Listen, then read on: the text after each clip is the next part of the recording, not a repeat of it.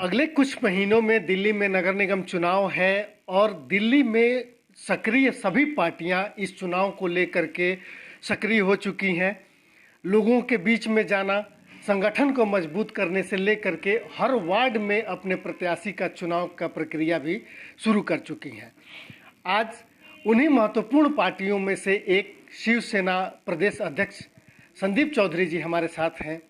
इनसे ये जानने की कोशिश करते हैं कि शिवसेना इस बार दिल्ली नगर निगम चुनाव में अपनी दावेदारी किस तरीके से लेके आ रही है, संगठन का विस्तार कितना है और चुनाव की तैयारी कितनी है। संदीप जी, सबसे पहले तो बहुत बहुत स्वागत है आपका। शिवसेना दिल्ली के लिए कोई बहुत बड़ा नाम नहीं है, लेकिन संगठन का विस्तार, इसके बारे में जानना चाहेंगे कि कितना विस्तार है और नगर निगम चुनाव को लेकर के क्या तैयारी है। अमिताभ जी, आपके चैनल के माध्यम से बताना चाहूँगा, शिवसेना दिल्ली के लिए नहीं पूरे देश के लिए एक जाना माना नाम है। शिवसेना किसी परिचय के मोहताज नहीं है।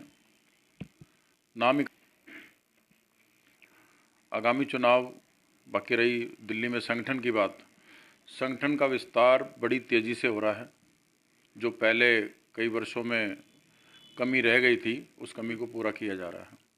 विधानसभा लेवल पे, वार्ड लेवल पे हम अपने प्रमुख तय कर रहे हैं, विधानसभा प्रमुख और वार्ड प्रमुख की नियुक्ति। पहले क्या होता था कि हम जिला अध्यक्ष को पहले नियुक्त कर देते थे, और उसमें क्या है कि जिला अध्यक्ष फिर अपनी विधानसभाओं में कई बार ध्यान नहीं दे पाते थे, और वो एक प्रधान वाली बात हो जाती है कि मेरा जिला है तो मैं अपने तरीके से काम करूँगा। लेकिन अब क्या है, हम प्रदेश कार्यालय से डायरेक्ट विधानसभा प्रमुख बात कर सकता है और अपने कार्य के बारे में बता सकता है कि मैंने ये काम किया है। थोड़ा सा काम करने का, संगठन के विस्तार करने का तरीका बदला है, तो उसमें हमें कामयाबी भी मिल रही है और लोग अपने आप आकर जुड़ रहे हैं। दूसरी पार्टियों से मतलब टूट कर दूसरी पार्टियों को छोड़ कर आ रहे हैं। जैसा कि अभी मैंने वजीराबाद में तिमारपुर विधानसभा पड़ती है, दिलीप पांडे जी का क्षेत्र है, वो एमएलए है वहाँ के, तो वहाँ से भी काफ़ी असंतुष्ट कार्यकर्ता हमारे पास आए और उन्हीं में से हमने एक को वहाँ विधानसभा प्रमुख की जिम्मेवारी दी। कि फिर मैंने उनसे पूछा कि आप शिवसेना से क्यों जुड़ना चाहते हैं, तो उन्होंने कारण बताया कि एक तो कार्यकर्ता की पूछ नहीं है आम आदमी पार्टी में, और जो जिस तरह से केजरीवाल जी ने पहले पार्टी का जो निर्माण किया था, स्थापना की पार्टी की, राजनीतिक दल बनाया, वो बातें जो शुरू में थी अब नहीं है। तो चलो, हमें उनकी पार्टी में क्या चल रहा है हमें ये नहीं देखना, लेकिन लोग हमारे पास अपने स्वेच्छा से जुड़ने के लिए आ रहे हैं और ये काफ़ी अच्छा संकेत है शिवसेना के लिए दिल्ली में। दिल्ली में 70 विधानसभाएं हैं। कितनी विधानसभाओं में संगठन का पूरा कर लिया गया है, संगठन का गठन कर लिया गया है? जारी है काम। 25 से 30 विधानसभाओं में हमने अभी किया है, 70 तक हो जाएगा। और जहाँ पर अभी मैंने आपको बताया कि हम ज़बरदस्ती किसी को नहीं जोड़ रहे हैं। लोग आ रहे हैं, उनसे हम पूछते भी हैं कि वो बोलते हैं कि हम हिंदुत्व की भावना से, और जो हमारा सिद्धांत है 80% समाज सेवा का और 20% राजनीति का, तो वो उससे अट्रैक्ट होकर आ रहे हैं कि केवल चुनाव लड़ने के लिए शिवसेना ज्वाइन नहीं कर रहे हैं। हमने समाज का काम करना है, समाज के काम के लिए ही हम संगठन को ज्वाइन कर रहे हैं, शिवसेना को। तो टारगेट कोई चुनाव नहीं है हमारा टारगेट है लोगों की सेवा करना। दिल्ली में हम अपने आप को एक सेवक के रूप में प्रस्तुत कर रहे हैं। बाकी तो जब चुनाव का समय आएगा तो जो अच्छे व्यक्ति होंगे उनको टिकट देंगे, चाहे वो हमारे संगठन के लोग हों, संगठन के कार्यकर्ता हों, या फिर दूसरी पार्टियों से भी आएंगे तो उनका स्वागत है। कितने सीटों पर चुनाव लड़ने की तैयारी कर रही है शिवसेना? अभी हम अपने प्रभारी महोदय से और हमारे जो राष्ट्रीय सचिव माननीय अनिल देसाई साहब हैं, और आगे जैसे भी आदेश होगा हाईकमान का, उनसे चर्चा करके लगभग हमारा 100 सीटों पर चुनाव लड़ने का हमने एक टारगेट बनाया है। आम आदमी पार्टी और भारतीय जनता पार्टी जो है वो प्रमुख रूप से दावेदार मानी जा रही है और प्रमुख पार्टियां हैं। उसमें शिवसेना जो है कौन कौन से एजेंडों के साथ और किन किन उद्देश्यों को लेकर के लोगों के बीच में जाएगी और चुनाव में शिवसेना को नगर निगम में लाने के लिए अपील करेगी? हमारा मुख्यतः महिला सुरक्षा का है। उसके बाद जो काम पब्लिक के नहीं किए इन लोगों ने, चाहे वो निगम पार्षद हो चाहे विधायक हो, उस पर ज़्यादा फोकस करेंगे। अभी करंट का ही विषय है, अभी दिल्ली सरकार ने जो गली गली ठेके खोल दिए, तो एक हमें सामाजिक बुराई लगी, हमने आवाज़ उठाई और हमने प्रदर्शन भी किए हैं। और जो गली गली इन्होंने वाइन शॉप ये ठेके के लाइसेंस दिए हैं, और कोई भी बुराई हो, सामाजिक बुराई, उसके खिलाफ शिवसेना खड़ी है। मुद्दों को देखकर चुनाव नहीं लड़ेंगे हम। हमारी जो समस्याएं हैं लोगों की, उन समस्याओं का निवारण करने के लिए हमारा मकसद है कि हम दिल्ली के अंदर चुनाव लड़ें। हमारा कोई मतलब मुद्दों को नहीं कैश करवाना, हमने रोज़मर्रा की जो समस्याएं हैं लोगों की, समाज सेवा को बेस बनाकर ही चुनाव लड़ेंगे। आपको क्या लगता है कि आपकी लड़ाई जो वैचारिक लड़ाई है, एक तरह से कहें कि शिवसेना एक ऐसी पार्टी रही है जो भारत में हिंदुत्व की को और धर्म को राजनीतिक मुद्दा बना करके महाराष्ट्र से निकलने वाली पहली पार्टी रही। शिवसेना ने जिस तरीके से मुखर होकर के हिंदुत्व को आगे किया है, अब वह मुद्दा जो है भारतीय जनता पार्टी के पास है। और दिल्ली में अगर जब आप चुनाव लड़ते हैं तो आपका सामना भारतीय जनता पार्टी के साथ भी होना है और आम आदमी पार्टी के साथ भी। भाजपा के साथ लड़ाई में शिवसेना भी विशेष करके हिंदुत्व के मुद्दे पर अपने आप को कितना मजबूत पाती है? ये दिया होगा, कोई बात नहीं, लेकिन वो कोई इशू मैं समझता हूँ, अगर आप मदरसों के लिए कर रहे हैं तो मंदिरों के लिए भी करना चाहिए। तो सभी को बराबर माने, एक मुख्यमंत्री की जिम्मेवारी बनती है, एक संवैधानिक पद पे बैठे हैं, तो उस समय धर्म को अलग अलग करके नहीं देखा जाता।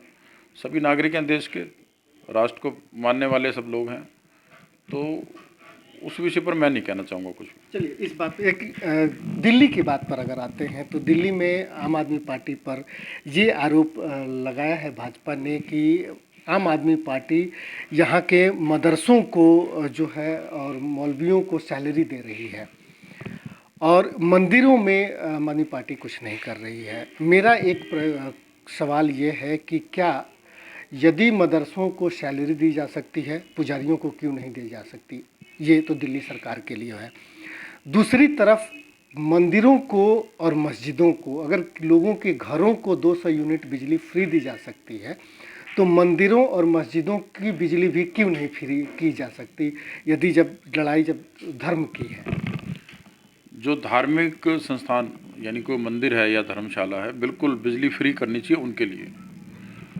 और वैसे भी पब्लिक के लिए कोई फ्री तो नहीं है, 200 यूनिट का या जो इन्होंने सिस्टम बना रखा है वो ठीक है, वो उसका लाभ गरीब लोगों को मिल रहा है, इसमें कोई देखो वो ठीक है। लेकिन अगर आप मौलवियों को दे रहे हैं तनख्वाह और मस्जिदों के बारे में सोच रहे हैं, तो मंदिरों के बारे में भी सोचना चाहिए, ब्राह्मणों के बारे में भी सोचना चाहिए। बेचारे पंडित, आप पीछे कोरोना काल में बहुत परेशान थे, बहुत से पंडित लोगों के फ़ोन भी आए, हमने उनके लिए जो मदद हो सकती थी और भी कई संस्थाओं ने की है, सबने किया है मिलके। लेकिन अगर सरकार की तरफ से भी उनको कुछ मिलता तो अच्छा लगता। ऐसी मांग भी है केजरीवाल सरकार से, हमें दिल्ली सरकार से, कि पीछे भी हमने मांग उठाई थी शिवसेना की तरफ से कि पंडितों के बारे में सोचना चाहिए इनको, जो मंदिर के पंडित हैं। तो बिल्कुल ठीक बात है, जो काम सही करेंगे वो सही कहेंगे, जो गलत है गलत है। अभी अनऑथराइज मज़ारें जो अभी पीछे आज़ादपुर में फ्लाईओवर के ऊपर एक पीर मज़ार बनी हुई है, उसको हटाने के लिए हमने ज्ञापन भी दिया शिवसेना दिल्ली की तरफ से। तो इस तरह का जगह जगह मज़ारें नहीं होनी चाहिए जिससे यातायात बाधित हो, चाहे वो मंदिर हो चाहे मस्जिद हो। रोड पे अगर है तो उसको रोकना चाहिए। और गौशालाओं को भी अनुदान देना चाहिए, दिल्ली सरकार को सोचना चाहिए, अलग से एक पैकेज दे गौरक्षा के लिए और गौशाला के लिए। लेकिन जब से केजरीवाल जी दिल्ली में मुख्यमंत्री बने हैं, इन्होंने मुस्लिम तुष्टीकरण की ही बात की है, तो उससे हम सहमत नहीं हैं। अभी आप देखिए अमानतुल्लाह खां के क्षेत्र में, शायद बदरपुर क्षेत्र है ना, जहाँ पे वो बांग्लादेशी और ये जो रोहिंग्या मुसलमान अपना अतिक्रमण करके बैठे हैं वहाँ पे, तो वहाँ के क्षेत्रीय एमएलए का सपोर्ट है उनको, आम आदमी पार्टी का है। जाफराबाद के जो दंगे, सीलमपुर के दंगे हुए, उसमें निगम पार्षद इनका इन्वॉल्व है। तो ये स्पष्ट लगता है कि हिंदुत्व की ज़रूरत है दिल्ली में, और हिंदुत्व को ही मुख्य विषय मानकर हम इस पे काम करेंगे और कर रहेंगे और करते रहेंगे। और अभी शिवसेना की प्रायोरिटी पे रहेगा हिंदुत्व दिल्ली में।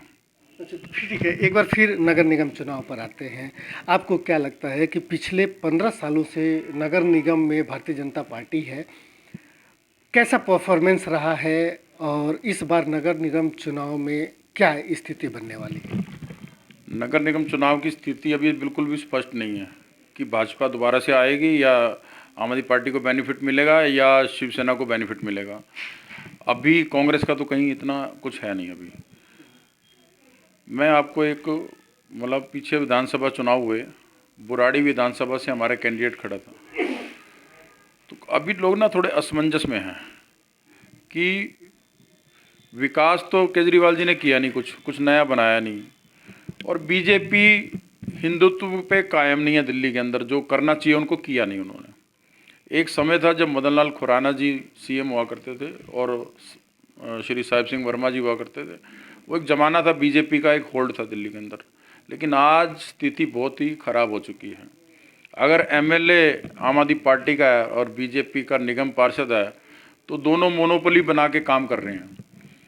वो उनकी मानसिकता, ना तो उनको अपनी पार्टी से प्यार है ना संगठन से प्यार है, सिर्फ इसीलिए कि वो एमएलए है, दूसरा निगम पार्षद है, मिल बांट के खा रहे हों। इन्होंने पार्टियों का नाम डुबो दिया बिल्कुल। मैं आपको सही बताऊँ, हमारे क्षेत्र में भी हमारा निगम पार्षद एमएलए कोई भी गलत बात होती है एक दूसरे पे उंगली नहीं उठाते, बिल्कुल भी मिल बांट के खा रहे हैं सब। जो निगम का काम होना चाहिए वो हो नहीं रहा, पार्कों का है या और कोई सफाई का है, और जो दिल्ली सरकार का काम है वो हो नहीं रहा। तो दोनों पार्टों में पब्लिक फंसी हुई है। तो कुछ नया, मैं तो बिल्कुल कहूँगा इस बार शिवसेना को मौका देना चाहिए, पब्लिक को कुछ नया करके दिखाना चाहिए। इनको तो बहुत देख लिया, कई सालों से मैं यहाँ पे बीजेपी का निगम पार्षद रहा है इस क्षेत्र में, और एमएलए अब आम आदमी पार्टी का भी दूसरी बार है। तो मुझे नहीं लगता कि ये लोग पब्लिक के लिए कुछ कर पा रहे हैं। मतलब पूरी दिल्ली में आप एमसीडी में भाजपा को फेल मानते हैं या सामान्य मानते हैं या ठीक ठाक? भाजपा बिल्कुल फेल है दिल्ली में, और अब कुछ नया होना चाहिए। केजरीवाल भी सरकार लेवल पे, उनकी सरकार है दिल्ली के अंदर, लेकिन कामयाब सरकार नहीं कह सकते आप। सिर्फ और सिर्फ कुछ तबके को बेनिफिट देने के नाम पर इनके कार्यकर्ता कभी ये कैंप लगा दिया, वो लगा दिया। उसके अलावा जो फ्री बिजली और तीर्थ यात्रा का चलो चल रहा है, अच्छी बात है, बुजुर्गों को एक लेकिन ये चुनाव के दिनों में क्यों होता है? या तो इसको निरंतर 5 साल तक चलते रहना देना चाहिए। अब जैसे चुनाव आ रहे हैं तो वैसे वैसे इनके सक्रिय होते जा रहे हैं कार्यकर्ता। तो शिवसेना के करनी और कथनी में अंतर नहीं है। इस पर चुनाव लड़ेंगे नए तरीके से बिल्कुल। और सबसे, आप कह रहे थे संगठन की बात, संगठन में तो जो व्यक्ति होंगे उनको तो लड़वाएंगे ही। अन्य पार्टियों से भी जो टूटकर, जो वहाँ से नाराज़ होकर मतलब हमारे पास आना चाहते हैं, उनका स्वागत है, वेलकम है बिल्कुल। हमने ये घोषणा कर दी है। अच्छा, एक अंतिम सवाल ये है कि क्या शिवसेना किसी दूसरे दल के साथ भी गठबंधन करेगी दिल्ली में? पता नहीं होगी, इस बारे में मैं अभी कुछ नहीं कह सकता। जैसे हमारे को ऊपर से आदेश होगा, हम अपने आदेश का पालन करते हैं। हमारे यहाँ आदेश चलता है, अपनी तरफ से हम कभी स्टेटमेंट नहीं देते हैं। ठीक है, बहुत धन्यवाद। तो ये थे संदीप चौधरी जी, जो बता रहे थे कि दिल्ली में शिवसेना एक विकल्प के रूप में आने वाली है। इसलिए आने वाली है कि दिल्ली में आम आदमी पार्टी की सरकार से और नगर निगम में भारतीय जनता पार्टी के सत्ता से लोग नाखुश हैं। दोनों दल यहाँ के लोगों को संतुष्ट करने में विफल रहे हैं। ऐसे में शिवसेना जैसे पार्टियों के लिए एक अच्छा विकल्प के रूप में आ सकती है और लोग उस पर विश्वास जता सकते हैं।